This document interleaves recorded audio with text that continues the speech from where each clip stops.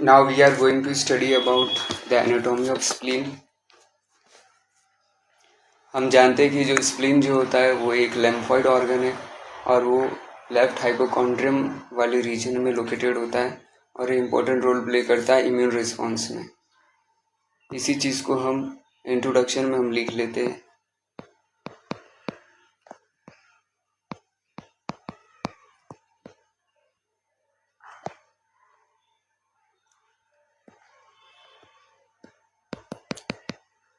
It is a lymphoid organ.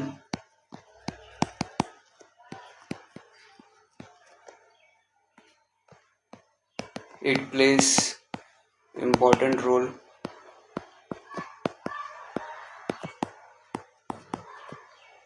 in immune response.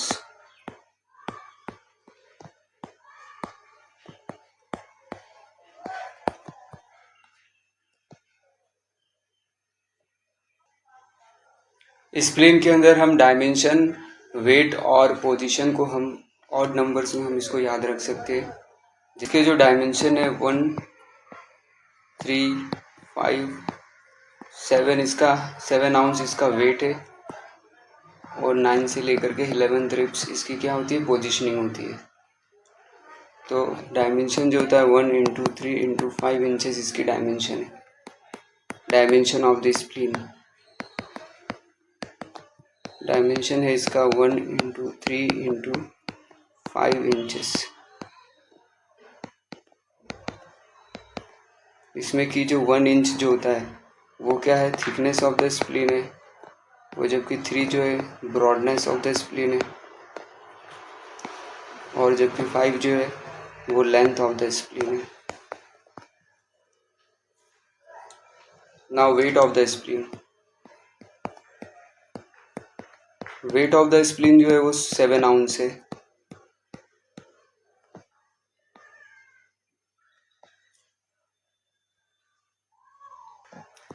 Nine to 11 ribs इसकी positioning होती है, 9 to 11 ribs.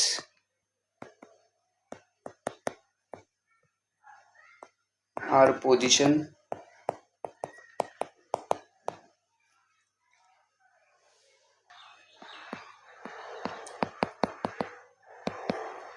Consistency of the spleen.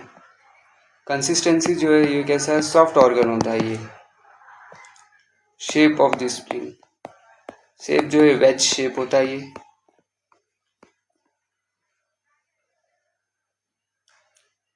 Colour of the spleen, colour जो है ये dark purple होता है और हाईली वेस्कुलर होता है।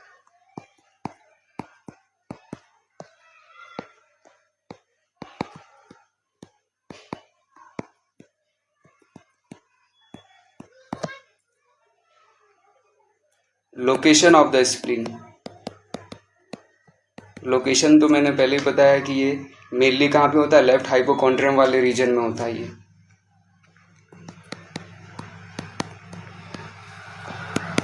Mainly in left hypochondrium.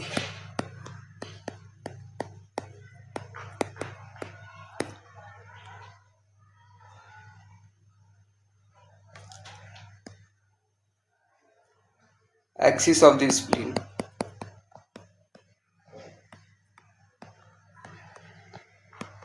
हम जानते हैं कि जो स्प्लीन जो है ना, उसके साथ 9, 10 और 11 रिब्स क्या होते हैं, एसोसिएट होते हैं। तो इसमें जो 10th रिब जो होता है वो क्या बनाता है, एक्सिस ऑफ द स्प्लीन बनाता है। तो हम लिख सकते हैं कि 10th रिब्स जो है वो क्या बनाता है, एक्सिस ऑफ द स्प्लीन बनाता है ना।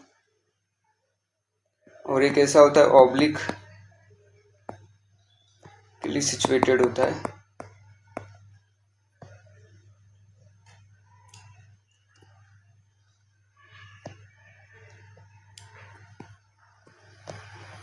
और जो इसका जो डायरेक्शन है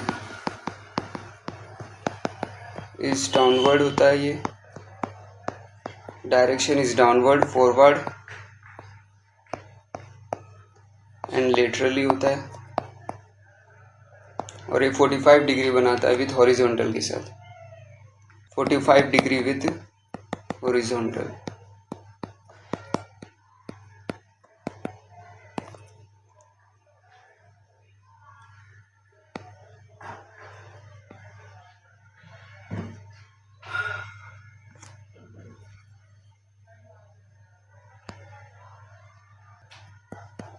external features.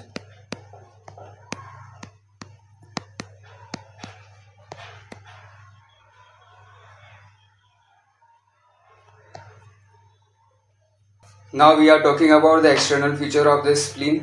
स्प्लीन के एक्सटर्नल फीचर के अंदर इसके अंदर एक क्लिनिकल एंगल होता है,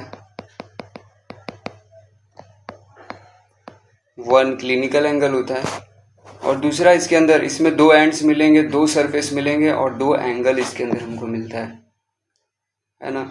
तो दूसरा जो पॉइंट्स है हमारे पास वो क्या है,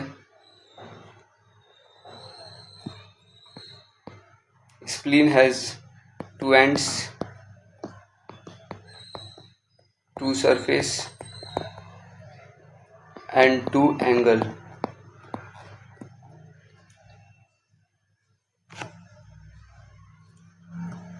स्प्लीन के अंदर तीन बॉर्डर्स होते हैं, तीन रिब्स इसके साथ एसोसिएट होते हैं, 9, 10 और 11 रिब्स, और इसके विसरल सरफेस में 4 विसरेशन हमको मिलता है।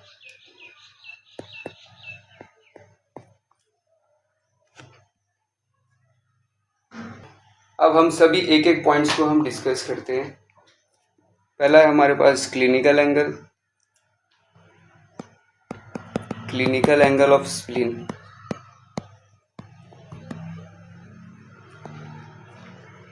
क्लिनिकल एंगल ऑफ स्प्लीन के लिए मैं एक डायग्राम बनाता हूं जिससे कि हम इसको अच्छे से समझ सकते हैं।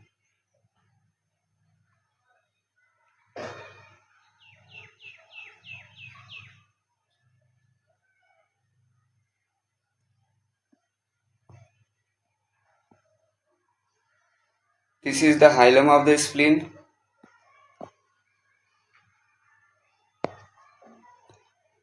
ये जो इसे हम क्या कहते हैं, एंटेरो बेजल एंगल बोलते हैं इसको।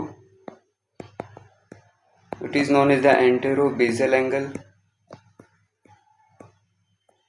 जो एंटेरो बेजल एंगल जो होता है इसी को ही हम क्या कहते हैं, क्लिनिकल एंगल बोलते हैं, क्लिनिकल एंगल ऑफ स्प्लीन। ये क्या है, क्लिनिकल एंगल है स्प्लीन का। और जबकि ये वाला जो ऊपर वाला जो बॉर्डर देख रहे हैं, ये कौन सी बॉर्डर है, ये है हमारा सुपीरियर बॉर्डर, और जबकि ये जो है स्प्लीन का वो है इंफीरियर बॉर्डर।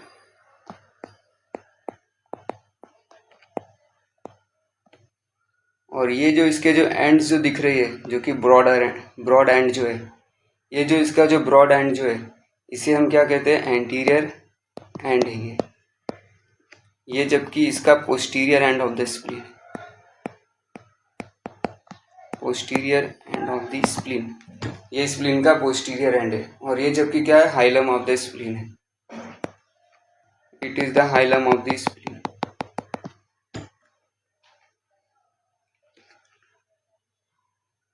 तो बेसिकली इसके अंदर मैं क्या बता रहा हूँ आप लोगों को, मैं ये चीज़ें बता रहा हूँ कि जो एंटेरो बेजल एंगल जो है स्प्लीन का, यही बेसिकली क्या है, हमारा clinical angle of the spleen है।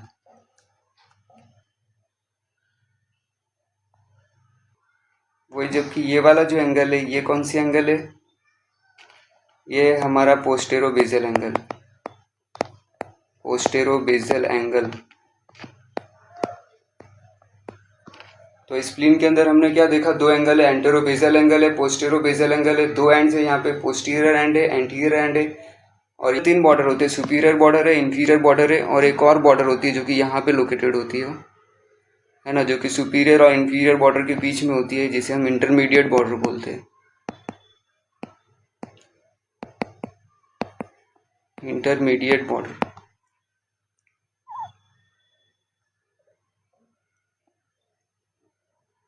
अब हम एंड्स के बारे में हम देखते हैं। इसके अंदर दो एंड्स होता है, टू एंड्स होते हैं स्प्लीन के अंदर।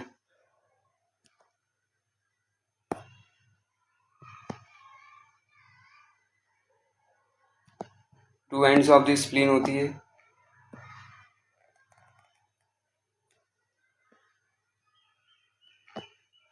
एक है एंटीरियर एंड होता है, एक पोस्टीरियर एंड। जो एंटीरियर एंड जो होता है वो कैसा होता है, ब्रॉड होता है वो, जैसा कि मैंने आप लोगों को बताया पहले। ब्रॉड होता है और ये कैसा होता है, एक्सपांडेड स्ट्रक्चर होता है। और ये नीचे की तरफ होता है, ये डाउनवर्ड होता है, ये इट इज डाउनवर्ड। डाउनवर्ड होता है, ये फॉरवर्ड होता है, आगे की तरफ होगा, नीचे और थोड़ा आगे की तरफ होता है, ये फॉरवर्ड होता है। और ये up to mid axillary line तक ये रीच करता है, and reaching up to mid axillary line.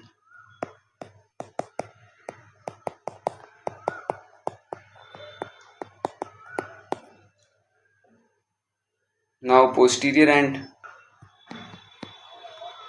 And जो है ये राउंडेड होता है, ये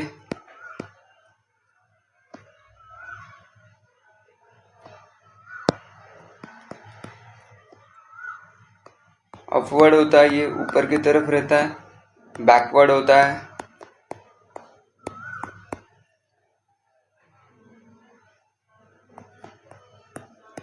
एंड मीडियली होता है, एंड इट रेस्ट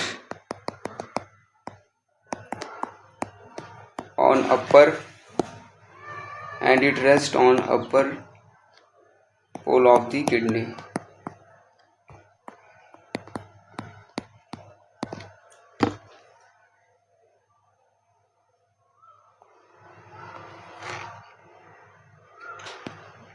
स्प्लीन के अंदर दो सरफेसेस होती है, इसके अंदर टू सरफेस।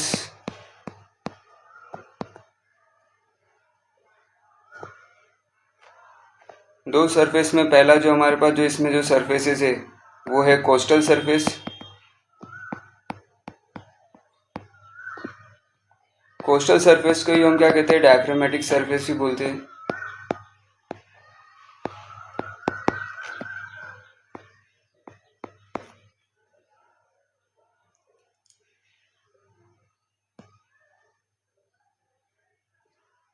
ये जो डायफ्रामेटिक जो सरफेस है ये कॉन्वेक्स और स्मूथ होता है, ये convex and smooth, and it is related with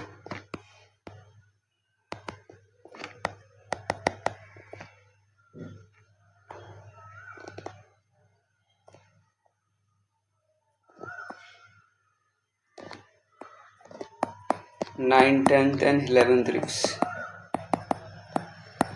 9th, 10th और 11th रिब्स के साथ ये रिलेट होता है, ये जो कोस्टल सरफेस है।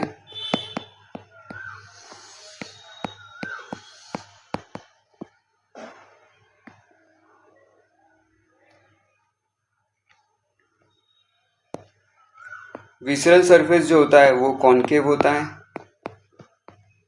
एंड इरेगुलर होता है। सरफेस में 4 विसरल इंप्रेशन होते हैं, इसमें 4 विसरा यहाँ पे क्या होते हैं, रिलेटेड है। जैसे कि हमने वहाँ पे देखा, वहाँ पे रिब्स थे, तो यहाँ पे क्या है, 4 विसरा एसोसिएट होते हैं, 4 विसरल इंप्रेशन हमको मिलते हैं, 4 विसरल इंप्रेशन होता है, जो कि है इसके अंदर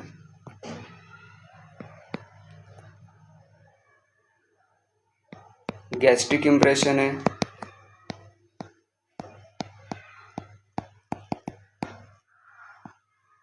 गैस्ट्रिक इंप्रेशन है। दूसरा हमारे पास क्या है, कोलिक इंप्रेशन है। तीसरा हमारे पास क्या है, रीनल इंप्रेशन है। और चौथा हमारे पास क्या है, पैनक्रियाटिक इंप्रेशन है।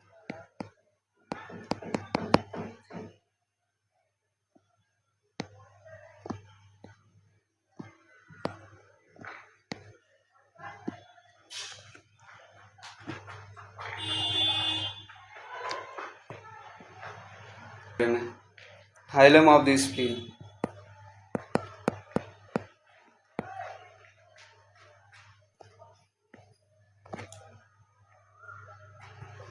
हाइलम ऑफ द स्प्लीन जो होता है सुपीरियर और इंटरमीडिएट बॉर्डर के बीच में होता है, तो हम लिख सकते हैं lies between superior and intermediate border.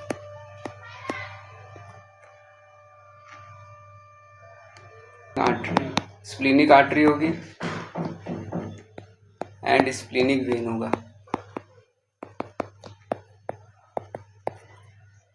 Hilum में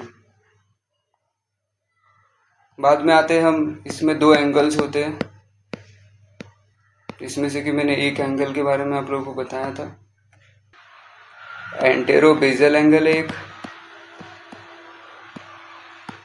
एंटेरो बेजल एंगल जो कि लोकेटेड होती है at the junction of superior border और एंटीरियर एंड के बीच में होता है ये, at junction of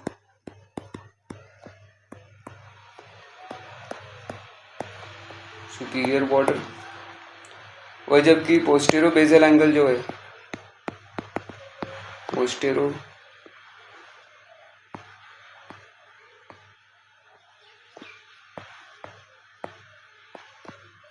bezel angle, postero basal angle at junction of inferior border और एंटीरियर एंड के बीच में होता है, of inferior border with anterior and.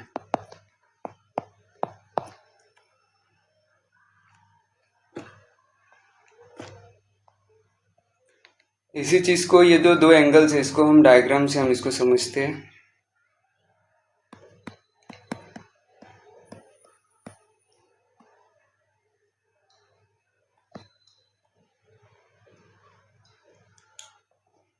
Suppose this is the spleen,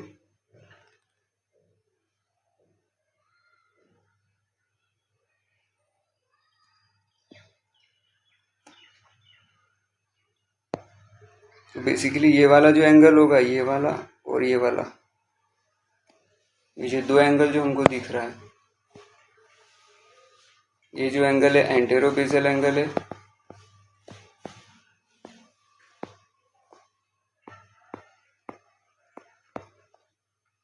और जबकि ये क्या है, postero basal angle, postero basal angle. और ये जो है हमारा, ये क्या है, एंटीरियर एंड, ये जबकि क्या है, पोस्टीरियर एंड है।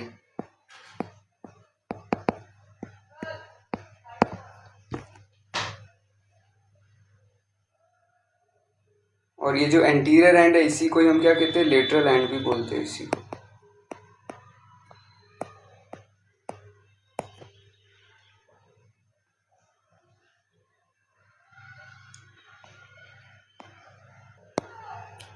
स्प्लीन के अंदर तीन बॉर्डर होता है, पहला है सुपीरियर बॉर्डर,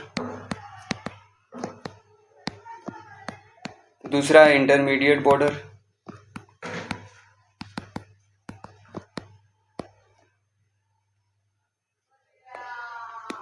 तीसरा है inferior border.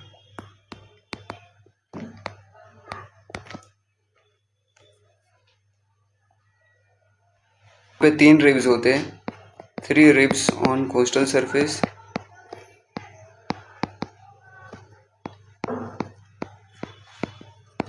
On coastal surface में 9th 10th और 11th रिब्स होते हैं यहाँ पे।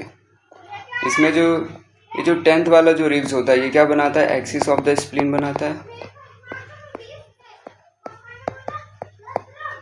ना, it makes the axis of the spleen, spleen का एक्सिस बनाता है।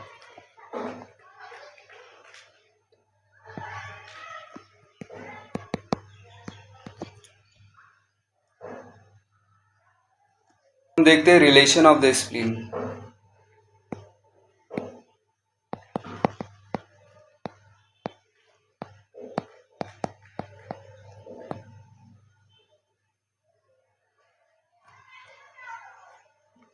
रिलेशन ऑफ स्प्लीन, हम जानते हैं कि जो स्प्लीन जो है वो एक पेरिटोनियल ऑर्गन है ना।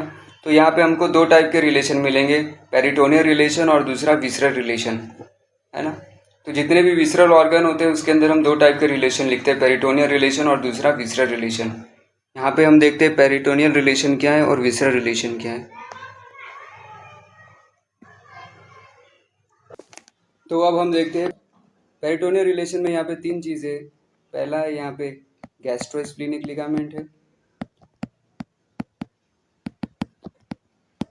गैस्ट्रोस्प्लीनिक लिगामेंट जो कि स्टमक और स्प्लीन के बीच में होगा।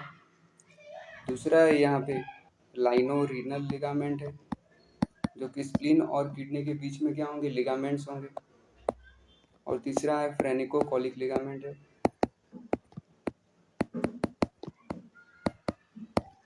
जो कि डायफ्राम और कोलन के बीच में होगा। तो ये इसके क्या है, पेरिटोनियल रिलेशन है।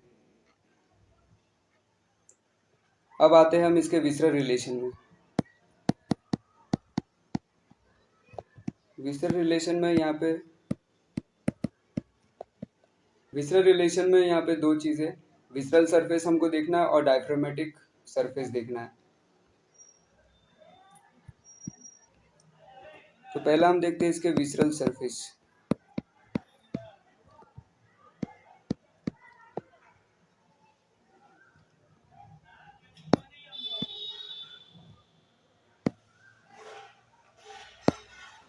विसरल सरफेस,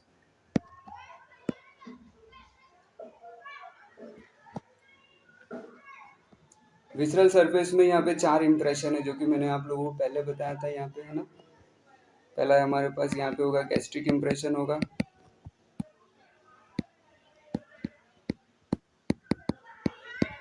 गैस्ट्रिक इंप्रेशन है यहाँ पे, कोलिक इंप्रेशन होगा यहाँ पे, रीनल इंप्रेशन होगा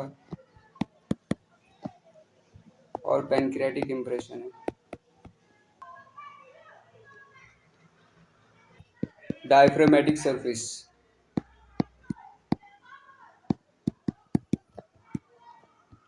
और कोस्टल सरफेस।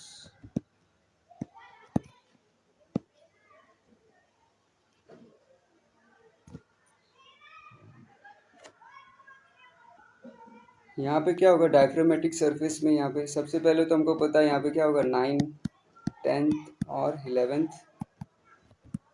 रिब्स यहाँ पे क्या होंगे, प्रेजेंट होंगे, राइट है ना, ऑन लेफ्ट साइड में।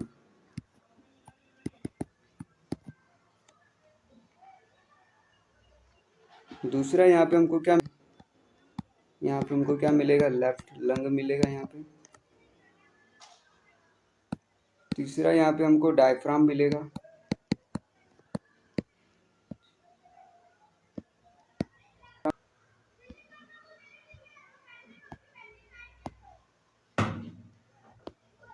इसी चीज को अब हम है ना डायग्राम से हम इसको देखते हैं, डायग्राम से अब इसको हम समझते हैं।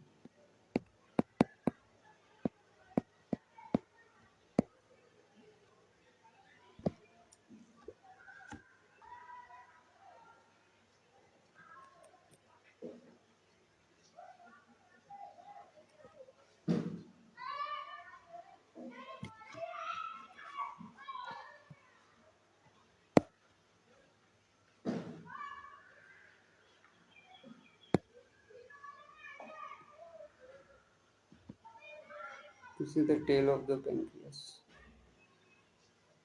and this is pancreas.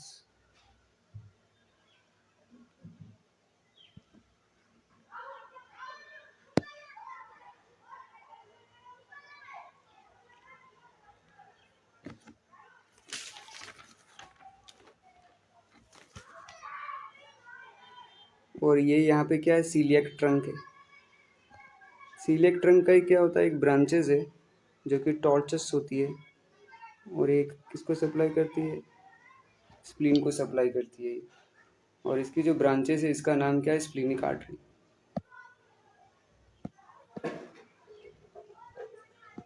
This is the splenic artery.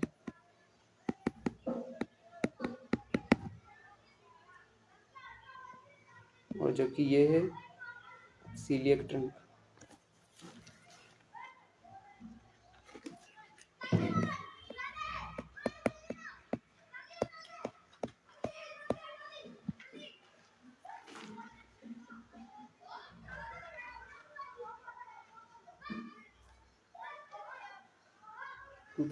क्योंकि हम यहाँ पे क्या देख रहे हैं, रिलेशन ऑफ द स्प्लीन देख रहे हैं।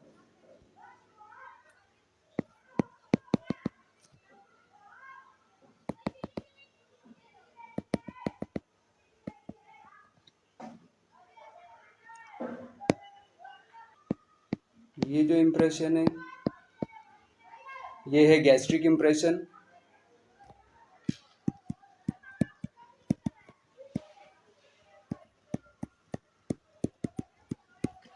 विसरल सरफेस के हम रिलेशन देख रहे हैं। ये है tell of the pancreas.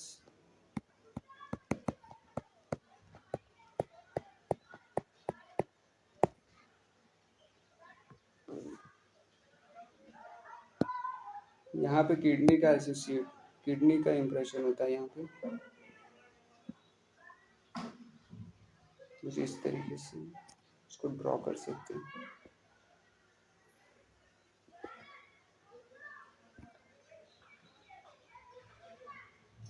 This is known as the renal impression.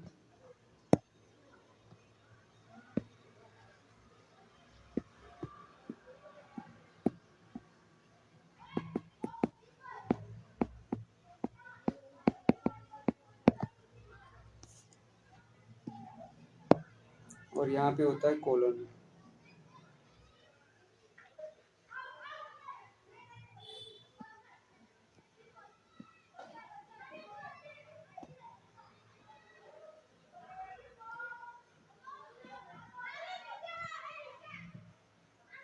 It is known as the colic impression.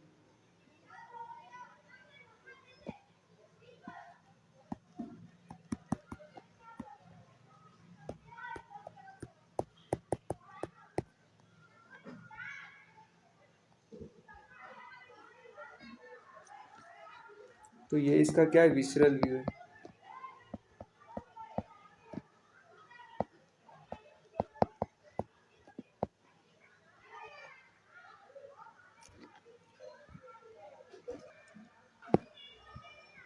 And this is the pancreas.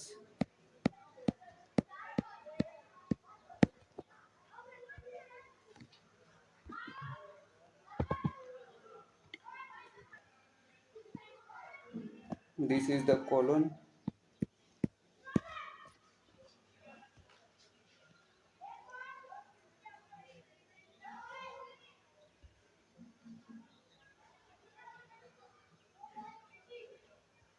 इसके बॉर्डर और सरफेस जो मैंने आपको बताया, इसी चीज़ को मैं यहाँ पे एक डायग्राम ऐड करता हूँ। This is the anatomical position of the spleen. Spleen को हमको स्प्लीन को हम इस तरीके से पकड़ते हैं एनाटॉमिकल पोजीशन में, जिसमें कि ये जो ऊपर वाला जो बॉर्डर जो बता रहा है, ये कौन सा बॉर्डर है, this is the superior border.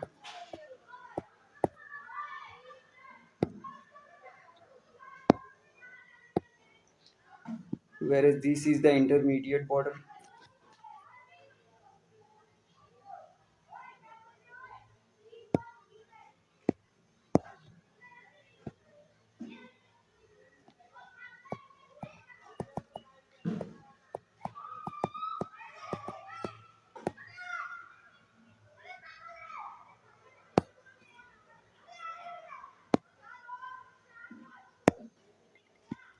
और ये जबकि कैसा है, इंफीरियर बॉर्डर है।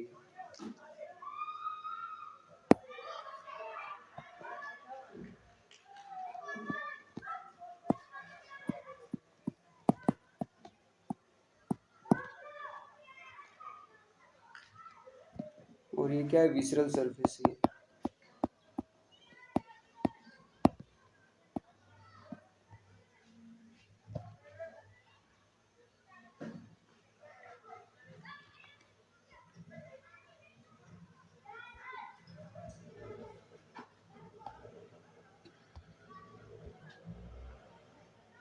Arterial supply of spleen.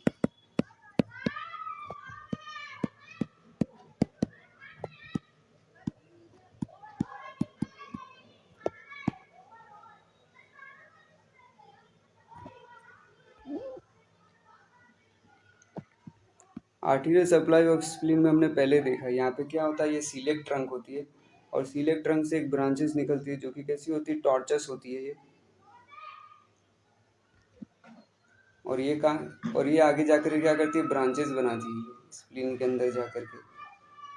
और ये जो स्ट्रेट ब्रांचेस जो बनाती है इसे हम क्या कहते हैं, पेनिसिली बोलते हैं। और ये जो पेनिसिली जो कि ये जो स्ट्रेट जो ब्रांचेस जो होती है जिसे हम पेनिसिली बोल रहे हैं, है ना, इसके अंदर मोर देन 5 ब्रांचेस होती है। It is having more than 5 branches, 5 और 5 से ज़्यादा ब्रांचेस होती है इसके अंदर।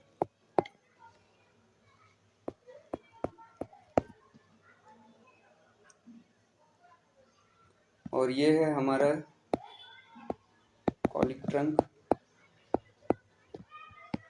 और ये है स्प्लेनिक आर्टरी।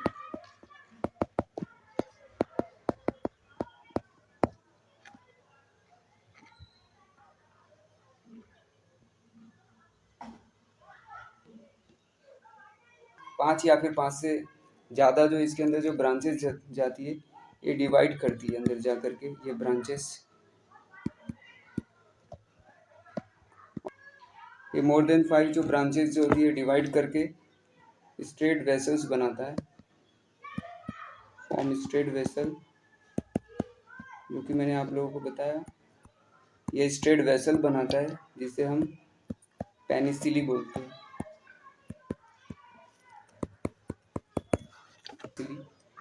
और ये जो पेनिसिली जो है ये फर्दर डिवाइड हो करके एलिप्सॉइड और आर्टेरियल कैपिलरीज बनाता है। It divides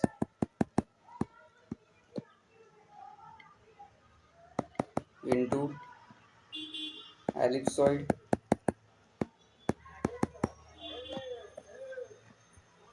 and arterial capillaries।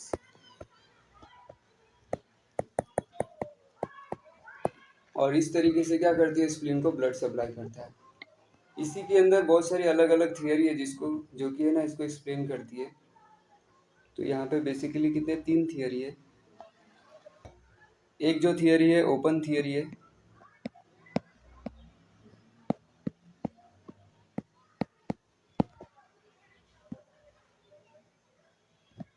According to open theory जो आर्टीरियल ब्लड जो है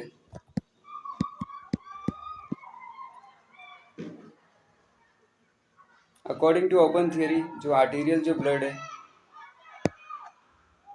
वो क्या करती है, आगे जाके कैपिलरी बनाती है वो। फिर वो कैपिलरी जो है वो ओपन कहाँ पे होती है, स्प्लेनिक कॉर्ड में ओपन होती है and it opens into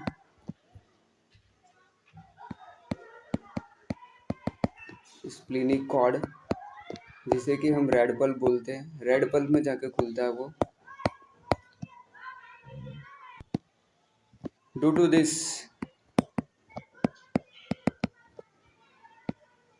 blood filter, blood जो होता है वो फिल्टर हो जाता है जब वो रेड पल्प में जब जा करके वो खुलता है। तो जिस वजह से क्या होता है, जो ब्लड जो होता है वो डायरेक्ट किसके कांटेक्ट में आ जाता है, मैक्रोफेज जो प्रेजेंट है उसके कांटेक्ट में आता है। जिस वजह से ब्लड के अंदर जो डेब्रीज है, जो पैथोजिन है, जो ओल्ड और जो डैमेज आरबीसी है, हम जानते हैं कि जो स्प्लीन जो है उसे हम ग्रेवयार्ड ऑफ आरबीसी हम बोलते हैं, है ना।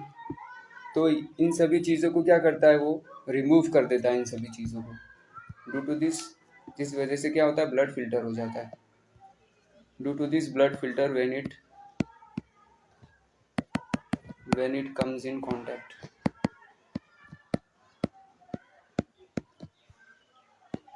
with macrophage,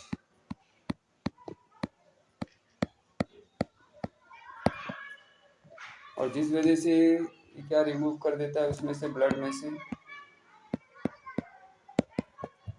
and it removes the debris, हो गया पैथोजिन, हो गया ऑल और डैमेज आरबीसी।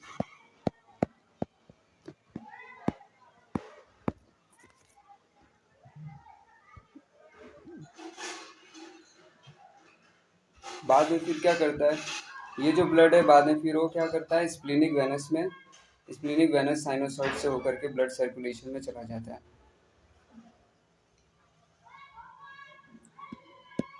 तो हम ऐसे लिख सकते हैं, and then it re enter करता है circulatory system via splenic venous sinusoid.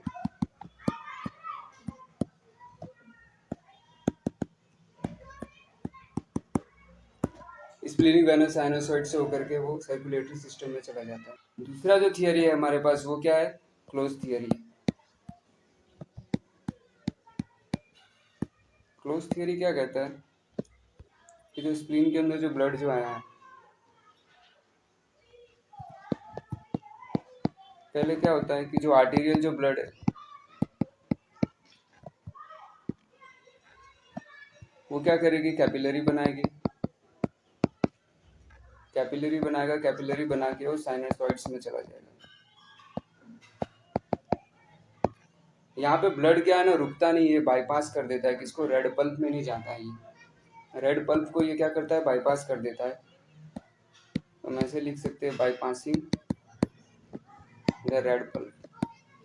Red pulp में जाता नहीं है। रेड पल्प में अगर जाता तो वहाँ पे माइक्रोफेज के कांटेक्ट में आता, लेकिन यहाँ पे माइक्रोफेज के कांटेक्ट में तो आता है लेकिन बहुत लेस होता है ना, लेस कांटेक्ट आता है विद इम्यून सेल्स के साथ।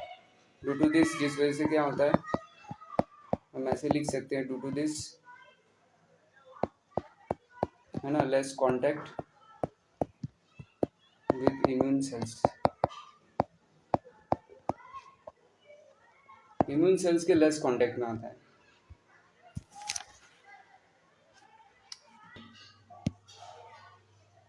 थर्ड थियरी जो है वो कॉम्प्रोमाइज थियरी है।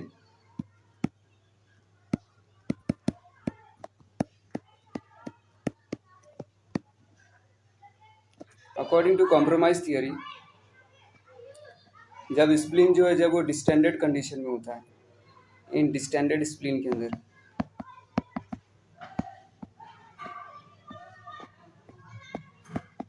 डिस्टेंडेड स्प्लीन में स्प्लीन जो है वो किसको फॉलो करता है, ओपन थियरी को फॉलो करता है।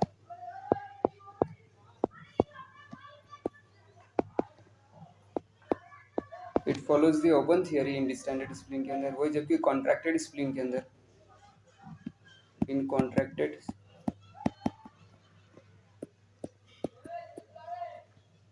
कॉन्ट्रैक्टेड स्प्लीन में क्या होता है, ये क्लोज थियरी को फॉलो करता है।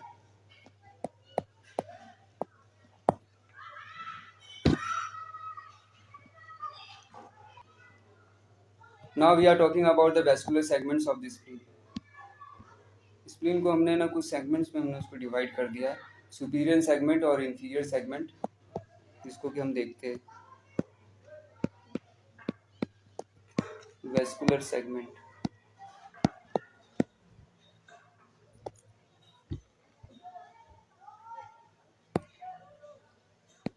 Suppose this is the spleen,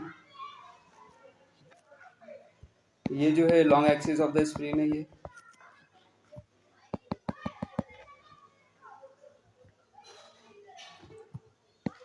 ये जो है स्प्लीन का सुपीरियर सेगमेंट है ये,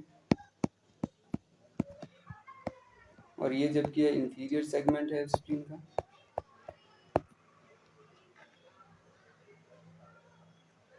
और बीच में जो हम देख रहे हैं ये क्या, it is known as the A vascular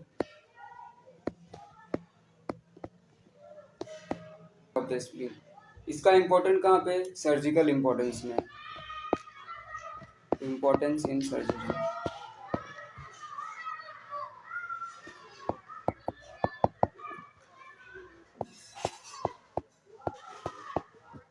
surgery में इसका ज़्यादा इंपॉर्टेंट है।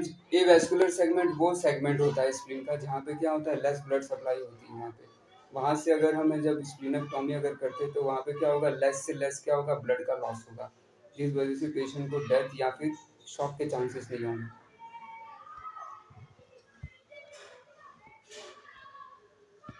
अब हम देखते हैं venous drainage of the spleen.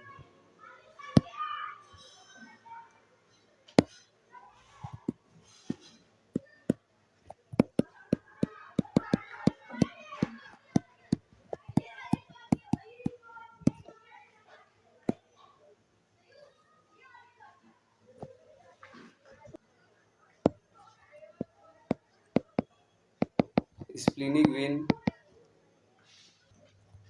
जो स्प्लीनिक वेन है प्लस सुपीरियर मेसेंट्रिक वेन दोनों मिला के क्या बनाती है, पोर्टल वेन बनाती है। ये इंपॉर्टेंट चीज़ है। अब हम देखते हैं lymphatic drainage.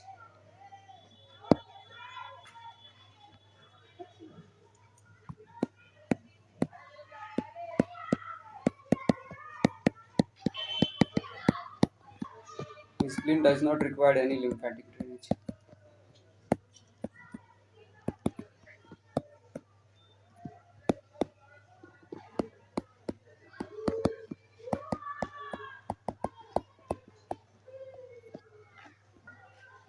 Nerve supply of spleen.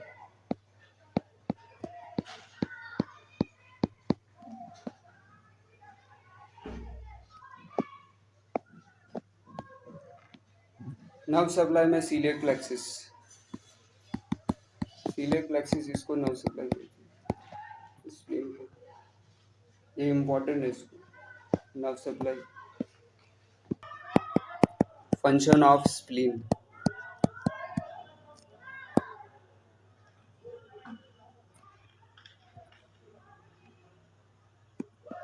सबसे पहला फंक्शन क्या है? ये फेगोसाइटोसिस करता है, और दूसरा क्या है? हीमोपोइसिस है। इन चाइल्ड के अंदर हीमोपोइसिस करता है। तीसरा क्या है? इम्यूनिटी में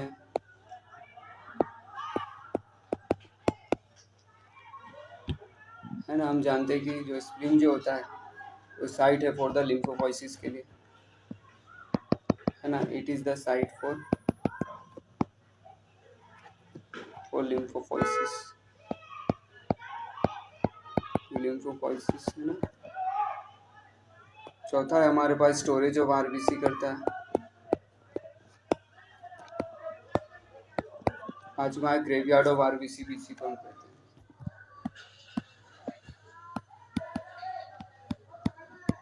ग्रेवयार्ड ऑफ आरबीसी।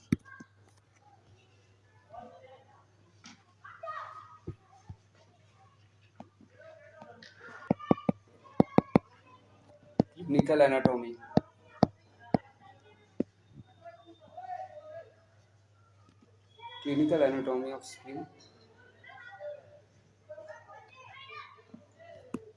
सबसे पहला है हमारे पास स्प्लीनोमेगाली।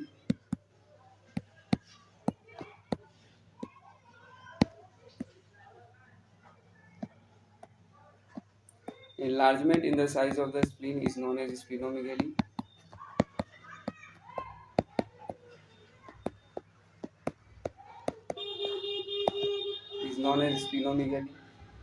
इसमें क्या होता है? जो स्प्लीन जो होता है नॉर्मल साइज से 2 टाइम्स ज़्यादा हो जाता है इसका size, when 2 times larger in size.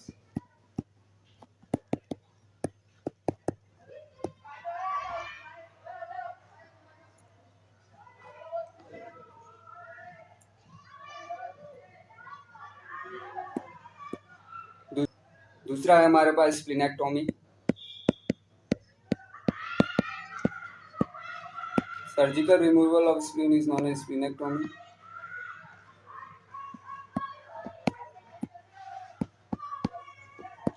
Surgical removal of spleen is known as splenectomy. कभी भी हम सर्जिकल रिमूवल ऑफ स्प्लीन करते हैं तो हम क्या करते हैं? केयर शुड बी टेकन, है ना, ताकि जो टेल ऑफ द पेनक्रियास जो है वो रिमूव ना हो जाए कट करके, क्योंकि इसमें क्या होता है? It is rich in highlights of Langerhans, और जिस वजह से क्या हो सकता है? डायबिटीज मेलाइटस हो सकता है।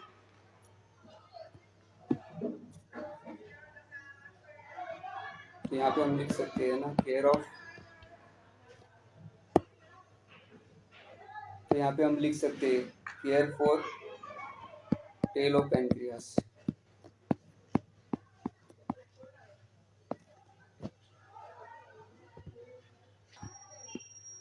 तीसरा है हमारे पास hyper स्प्लीनिज्म।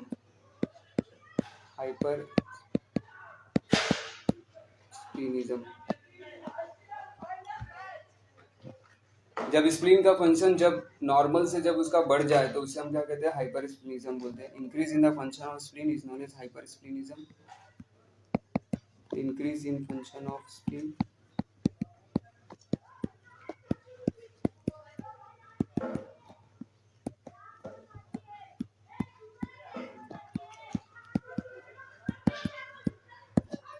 is is known as हाइपरस्प्लीनिज्म।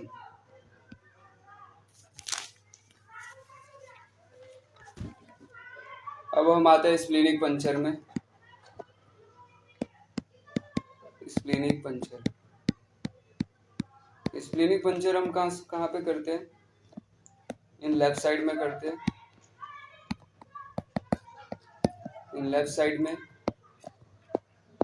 9th या फिर हम क्या करते हैं 10th intercostal space, in mid axillary line में।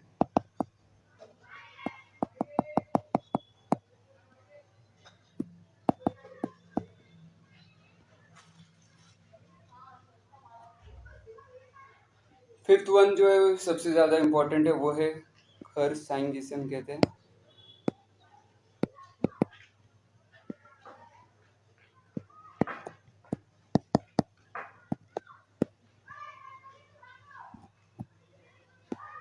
ये कब होता है? ये pain of the splenic rupture, जब स्प्लीन जब है ना रप्चर होता है, तो उस केस में क्या होता है, जब है ना स्प्लीनिक जब रप्चर होता है, तो उस केस में जो उसका जो पेन जो होता है वो स्प्लीन में हमको फेल्ट नहीं होगा, लेफ्ट हाइपोकॉन्ड्रियम वाले रीजन में फेल्ट नहीं होगा, वो कहाँ पे होगा? शोल्डर के टिप में होगा हमको feel. In case of splenic rupture के केस में है ना, in case of splenic rupture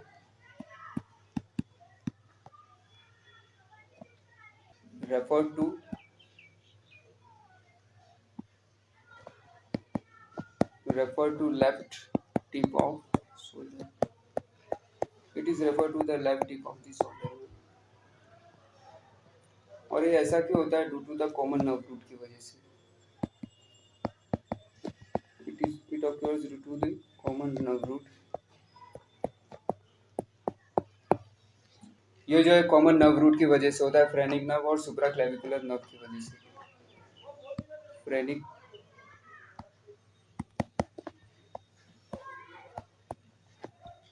and left supraclavicular nerve.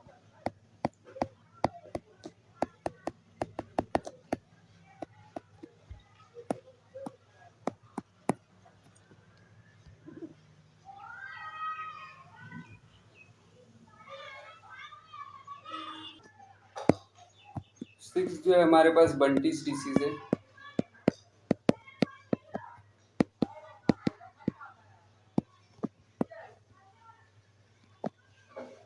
Bunty's disease में क्या होता है? क्रोनिक कंजेशन ऑफ स्प्लीन की वजह से होता है, जो कि स्प्लीनोमेगेली या फिर प्रीमेच्योर डिस्ट्रक्शन ऑफ आरबीसी की वजह से होगा ये।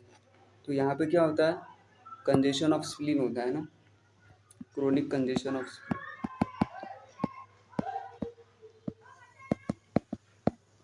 It occurs due to the chronic congestion of spleen, है ना, जिसमें कि कौन इन्वॉल्व होता है इसमें? इसमें स्प्लीनोमेगाली की वजह से होगा,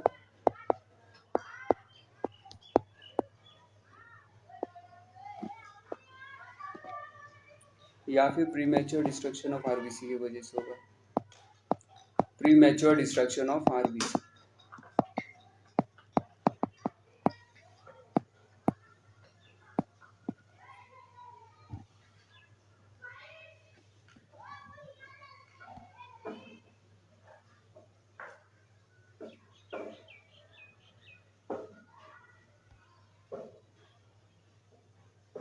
इसमें जो हमने जो दो एंड्स जो हमने देखा है यहाँ पे, बेसिकली ये जो है जिसे हम क्या कह रहे हैं? पोस्टीरियर एंड है ये, it is known as the posterior end, whereas this is known as the anterior end of the spleen। ये क्या? Anterior end of the spleen है ना। इसका जो पोस्टीरियर एंड जो है वो अपवर्ड होता है, ये अपवर्ड होता है, ये बैकवर्ड होता है, ये अपवर्ड बैकवर्ड और मीडियली होता है इसका जो पोस्टीरियर एंड है वो। जबकि इसका जो एंटीरियर एंड जो होता है ये कैसा होता है? एक्सपांडेड होता है, एक्सपांडेड होता है इसका एंटीरियर एंड, डाउनवर्ड होता है एंड फॉरवर्ड होता है।